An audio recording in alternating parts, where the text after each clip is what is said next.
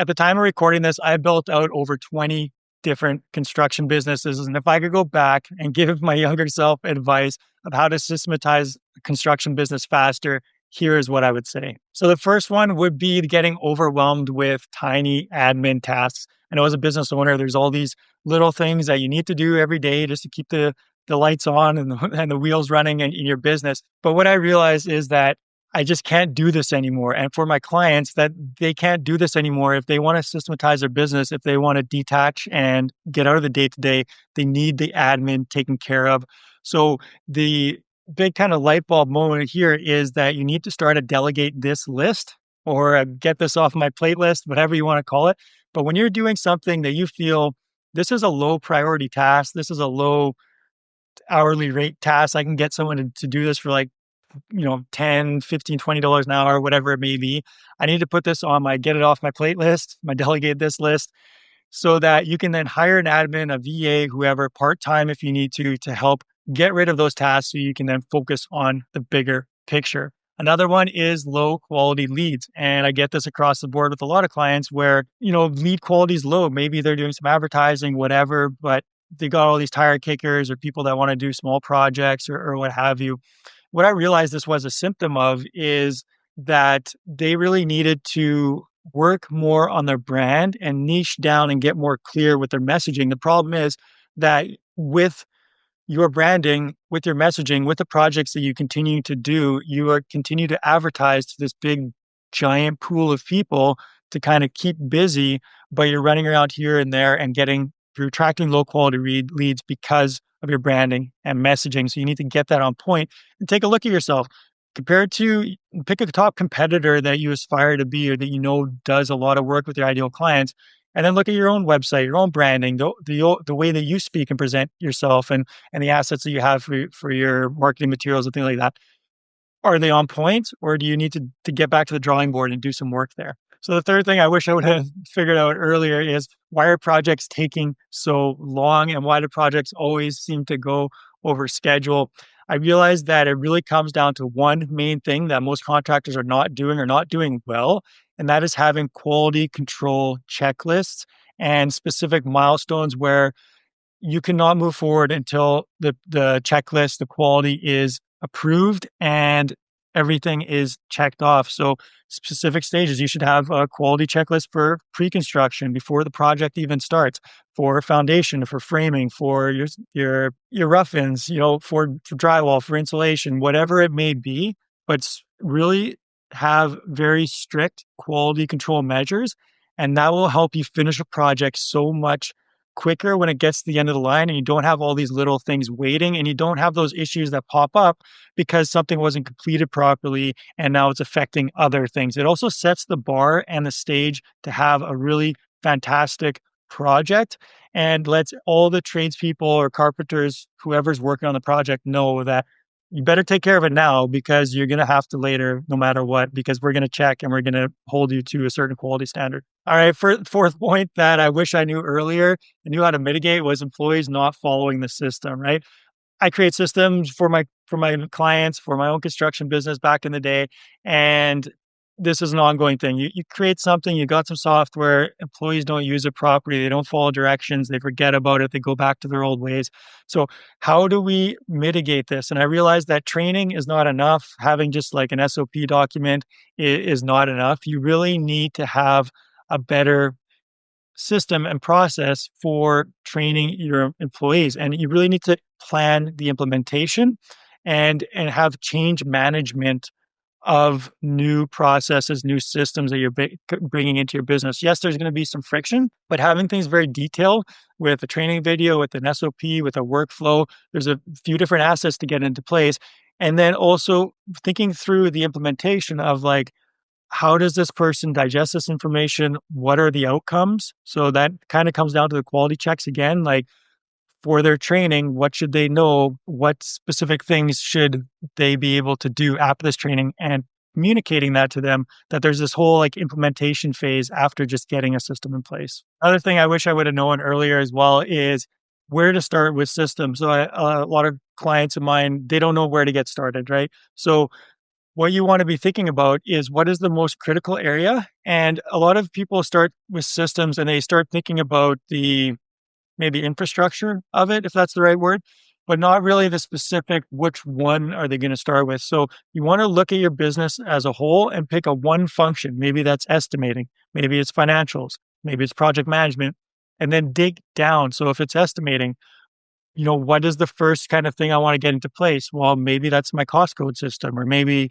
it's templates, right? So pick out one specific small thing and just work on that process and get that in place, get it up to like 80%, get that implemented.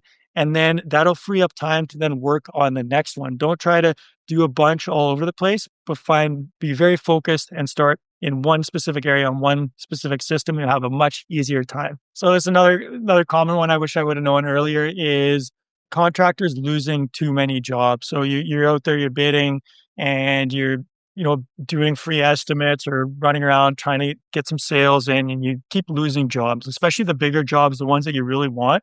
For some reason, they slip through the cracks, they slip through your fingers, and they don't just work out for you. And once I started diving into this and got more and more experience with it, I realized usually this is byproduct of not enough trust built up. So the client, they've reached out to you for an estimate, they want some pricing, they start going through the sales process, but they just don't quite have that trust built up. And another contractor they end up going with or wins the bid because you might think it's price, but it's actually trust. So the way to mitigate this is you want to go check out your reviews online. Do you have a lot of Google reviews? Do you have a lot of reviews in other places? Do you have testimonials on your website? Does your website instill trust as a professional builder doing high-end projects or projects that are geared towards your dream clients that you're looking to do work with? So take a take a lens of like, would I trust my company based off of how I talk, how I position myself, the messaging I have, the look of my marketing, and the amount of reviews or social proof that I have online. So major issue for many people, pretty much anybody in business, but contractors, general contractors specifically, because it's so easy to run out of cash, to have too big of milestones, and to have, varying degrees of projects going at any one time that I'm sure you've felt that crunch where you like, I don't know if I can pay employees this month, or maybe you just have to pay your taxes and now you're strapped for cash or you can't pay your taxes. So cash flow is a major issue and it really cripples you as a business owner. I felt that pain. And what I realized is that the issue is actually a pretty easy solution.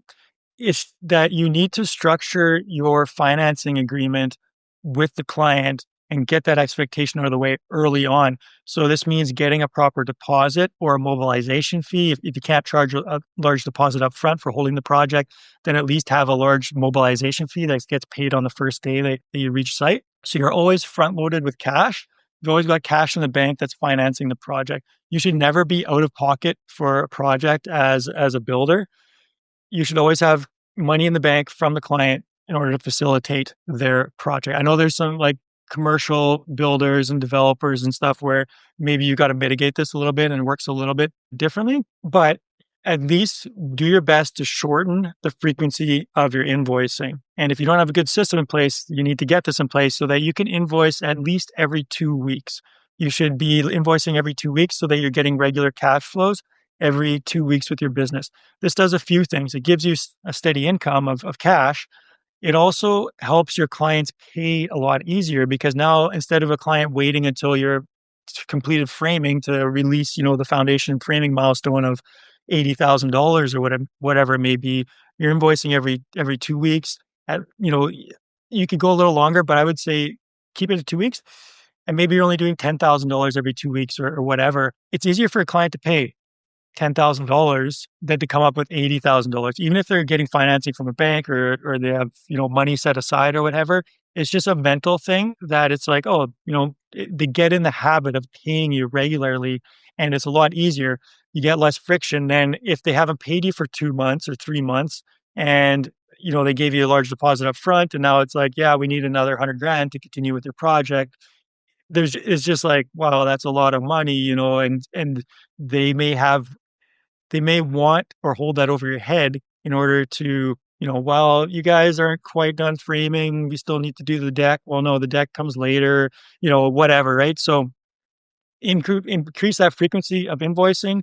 It'll help your cash flow give you much stronger business. So another big problem that I've come across is robbing Peter to pay Paul and not being profitable and just not having money. It's like I'm doing all this work, I'm building these houses, I'm have hundreds of thousands of dollars running through my business, but at the end of the day, I don't really have anything in my bank account, at least not enough, for me and my family. The big issue when I dove into this is most contractors are marking up, they're estimating just an arbitrary amount of whatever is acceptable from competition, 20%, 25%, 30%, whatever it may be.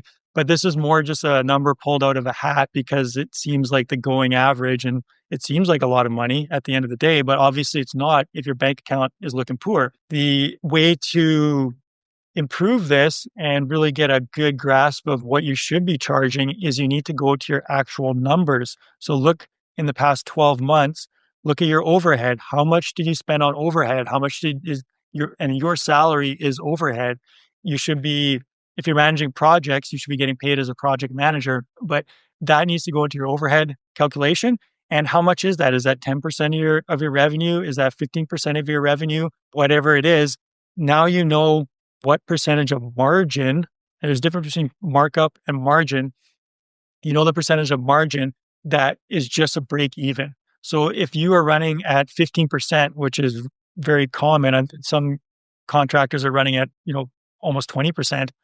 If you're there for margin of overhead, then if you're only marking up 20%, you have no contingency, and a markup is actually less when you consider a margin. A 20% markup is, don't quote me on this, but something like maybe 16% margin, 17% margin. 25% markup is a 20% margin. So if your overhead is 10, 15% and you got maybe 5% contingency on margin because things go sideways and things cost more, your estimating is not 100% accurate, it's very clear why you're probably not making any money on projects. So getting really clear on what is your actual overhead and like the margin of overhead that you have with your business, and then what should you be charging margins on estimates instead of just markup. So another fun one, not so fun for contractors is, and I get this, and I have lots of projects like this too, is we said this would take 5 months. It's now 6 or 7 months. Why are we always, weeks or months over what we expected a project to take? One part of that is that scheduling is not in place, but even when scheduling is in place, I've found contractors still end up taking longer than what they schedule. And the way to improve this, what I realized is that you need to have buffers in your schedules. So between any critical phases, put a buffer of a day or 2 days or 3 days so that if things go over, you have a buffer that it can kind of buff into. And if your estimating of schedules is amazing, then you're all set because you're actually going to be able to either take a little breather in between phases or move things up and get done before the project is completed. But I find that rarely happens. So in between concrete and framing, have a day or two buffer. In between any sort of like critical inspections where, if you fail the inspection, you have to call people back before you can move to the next phase. You're going to want to put a couple days in there because typically speaking, there's probably a good percentage of inspections that something happens and you maybe lose a day or two on the project. All right. So how many of you have spent too much time answering the phones? The phone is ringing all day, every day, and you just seem to never be able to get rid of the phone. You may even turn it off for times just to get some quiet time, but you turn off the phone, who's answering it? And this is a common thing. And what I realized is that contractors need someone to answer the phone. I mentioned earlier about getting an admin. It could be that person. It could even just be a family member or whoever. Maybe you got a retired somebody. All their job would be is just to answer the phone and then direct that call to someone else, maybe answer a few questions, take down some information. If it's someone reaching out for, a project like a lead or something like that, have your qualifying questions, take those down, and then they can either direct them to someone else. But this will, in and of itself, put your company as a very professional type company because someone's answering the phone and actually be able to talk to someone. And it's someone who is typically better at customer service than you probably are. You've got a million and one things to do. You don't want to really be on the phone all day. You probably already stressed out with everything else that's happening in the business. So pay someone a little bit just to be there to answer the phones regularly. There's also this thing called speed to lead. So the faster you can reply to someone who contacts you, the better chance you have of winning the job. And it's not just like 10% better, it's like 40 or 50% better.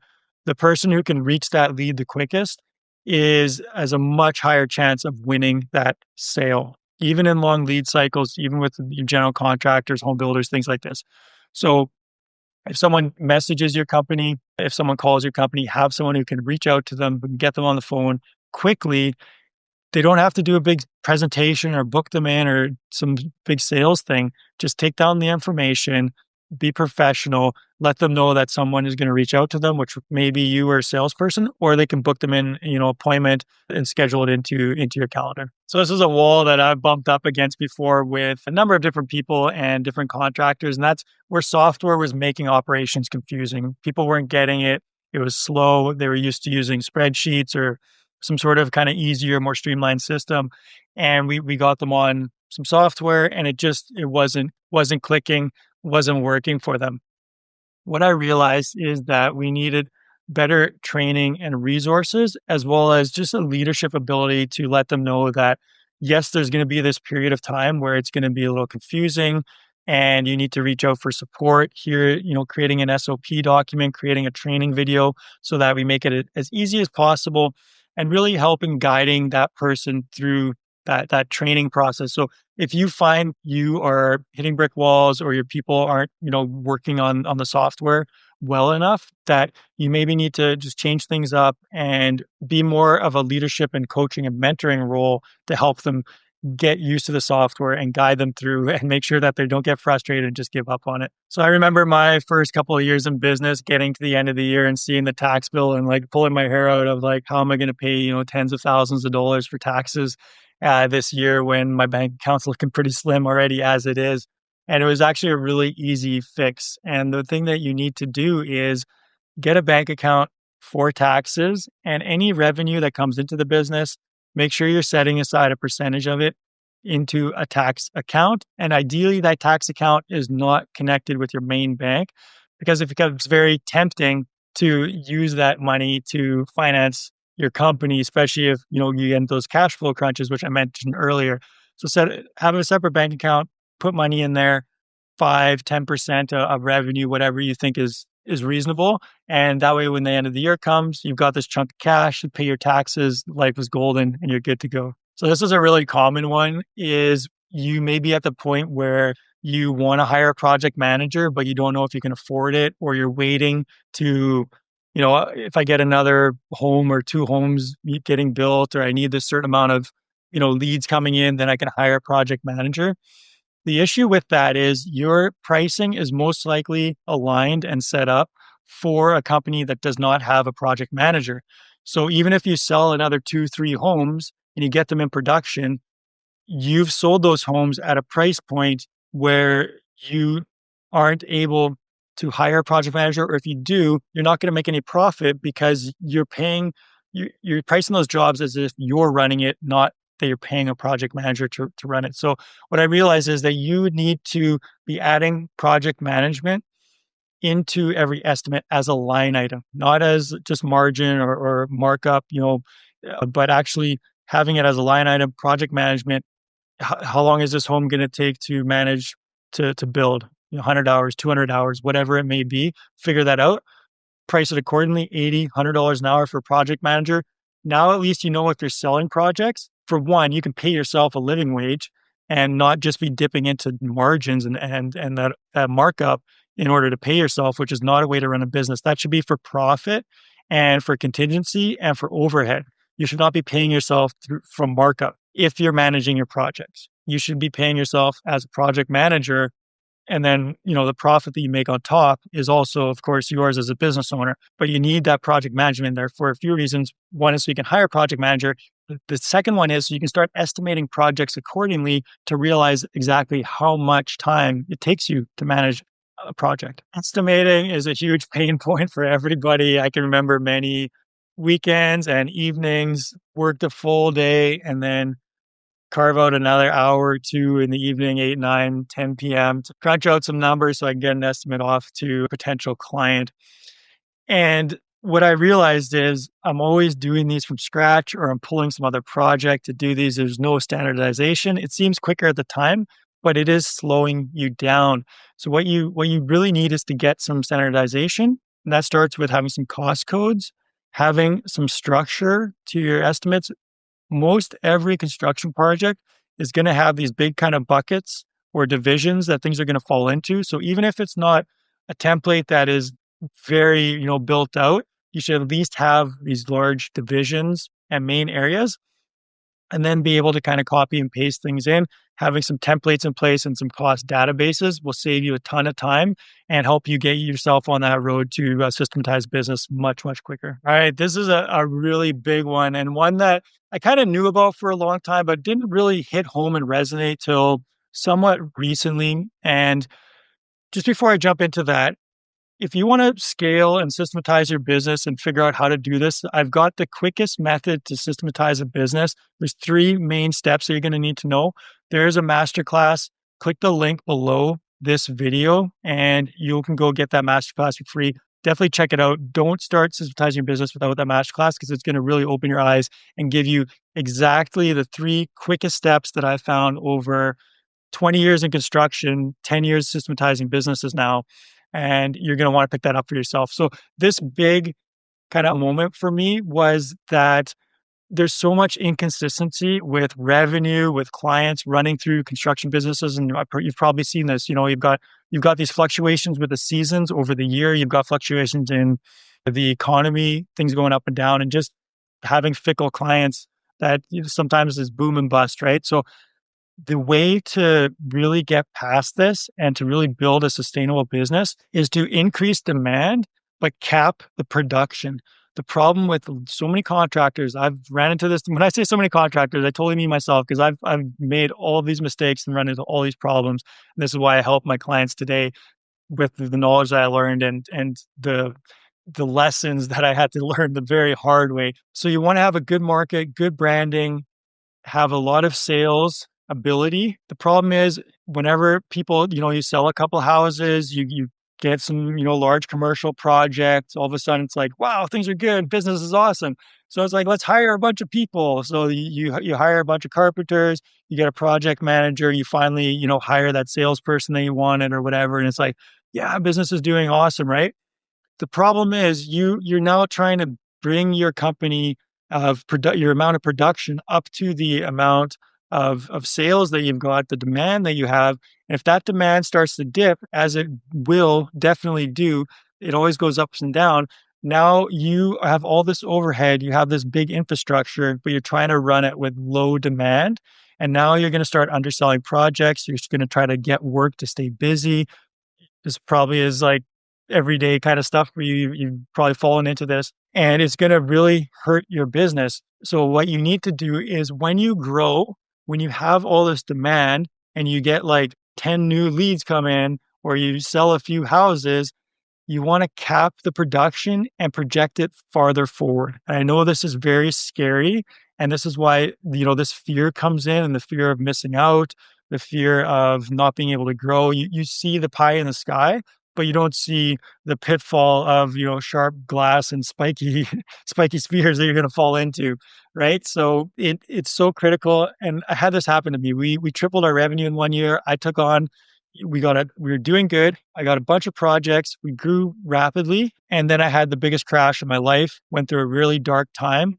I remember trying to put gas in my truck and fuddling through my change and a couple of loose bills and thinking like, this is nuts. I've got hundreds of thousands of dollars running through my business, but I'm having trouble putting gas in my truck.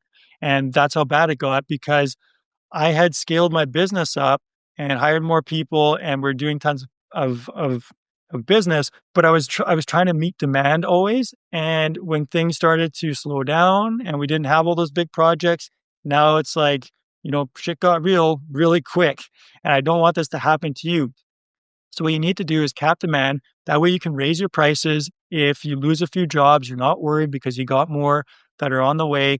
And you can start to scale out your pipeline because now it's like, you know what, we're not going to be able to start your new home in 2 months. We're right now in our production pipeline, we're scheduling out 5 months or 6 months or 1 year or whatever, right?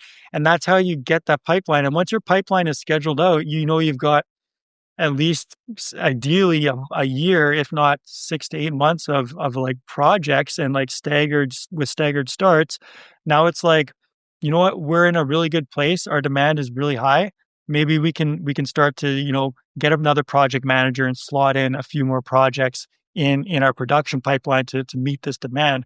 But you're doing it in a very controlled way instead of just like, right on, we got, 5 new projects. Let's try to get them all done at once. They all finish all of a sudden, demand drops off, and it's like you're up shit's creek without a paddle. So very important lesson to learn and learn it before you make that big mistake. So this is a big one. Kind of embarrassed about it too, because now in hindsight, it just seems so like common sense that I don't even know why I did it. But having too many changes during construction.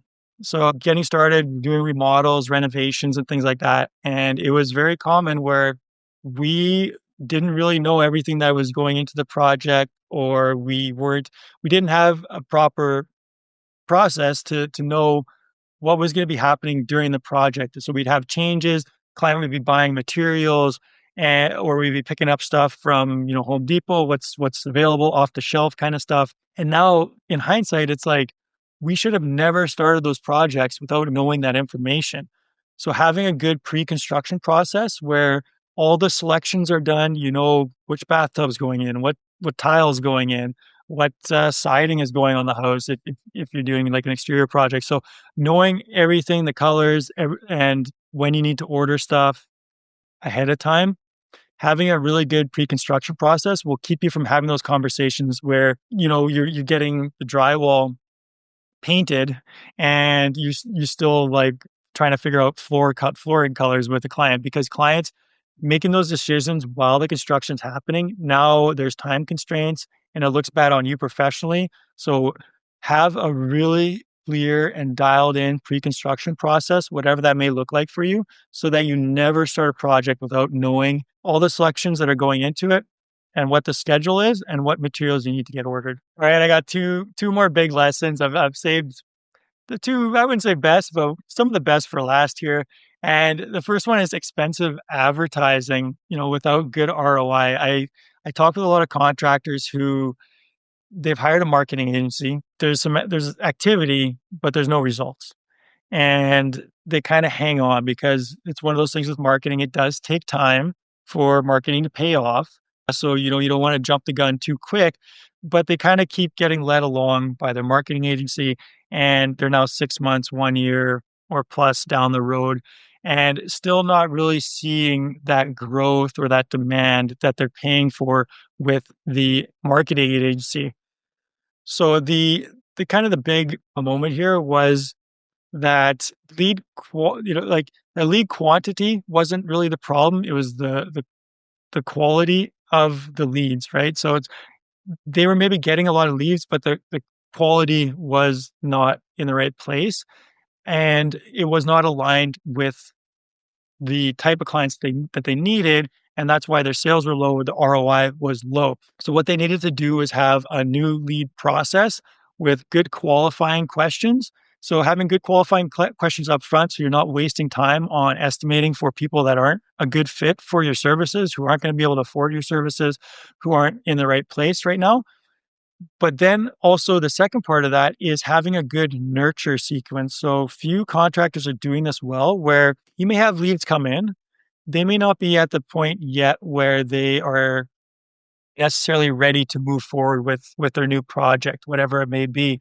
And that doesn't necessarily say that in 6 months from now or 1 year from now, they may be in that place. They just want to gather some information, get a general idea of like what it might cost and those kind of things. So if you don't have a good follow-up sequence and reminders, and you don't have some sort of email campaigns or newsletters that are going out to those types of people or good content, there's none of that nurture cycle. So in 6 months or 1 year, they may hop onto Google again and just search for contractors. Even though you've already talked to them, you've got them in your database. They could be an ideal client, a dream client of yours, just not right now. You're but you're not able to capitalize on that. So you're spending this money on advertising, but you don't have a good process for qualifying those leads and a good process for nurturing them so that you've paid for this lead to come in. Don't just let it fall and waste your money, but continue that relationship into the future so that when they are ready, you can capitalize on that money that you spent on advertising. All right. So here's a favorite one of mine. And I see this with almost every contractor out there. You've got larger projects. You want to do larger projects. You want to do more high end projects, but you're still doing small projects and you're still getting small project clients. So what to do about this? Before I jump into like what I realized about this, check out the link in the description below. Go click the link, get the free masterclass, Chaos to Control, How to Systematize Your Business, 3 easy steps. You're not going to want to miss it. So if you haven't yet, go click the link, get signed up. So for small projects, how to stop getting so many small projects and how to make sure that even if you do get small projects, they're going to pay you handsomely. What you want to do is have a threshold. You probably don't even know what a small project is. You might say, well, it's a bathroom or just a kitchen or whatever. How much money is that, right? If someone comes to you and like they want to build a $200,000 kitchen, is that a small project? Maybe it is, maybe it's not, right? So set that threshold. Is it $20,000? Is it 30,000, 50, 100,000? Maybe it's 200,000. If you're a custom home builder, maybe you don't build homes under 1 million. Maybe that's a small project for you. So what is that threshold of a small project? And then anything underneath that threshold, you need to add additional margin, aka markup. There's a difference, but you understand what I mean. This will do two main things. Is first of all, it'll make sure that you can get paid for it. So even if you are doing a small project, you're going to get paid well. The second thing is it's going to make sure you're not working with small projects and difficult clients, typically speaking. Because even if the client, it's a smaller project, but if they're willing to spend a little bit more and you're getting paid better for it, they're less likely to be a problem because they're willing to pay extra to work with you specifically. If they're just price shopping and they've got a small project, let them go somewhere else. That's fine. Serve them, give them a price if it makes sense. And if it's not a fit, let them on their way. But this will help you get out of that we do small projects kind of brand. And you're not going to have that resentment of like, oh, it's just a small project. It's like, yeah, it's a small project, but you're still getting paid more. And a big project and a small project, they both have similar overheads. So, but you'll make a lot more on a bigger project. So that's something to keep in mind is they're still going to have to go through your system. You're still going to have to invoice the client. You're still going to have to talk with the client, whether it's a $20 million project or a $10,000 project.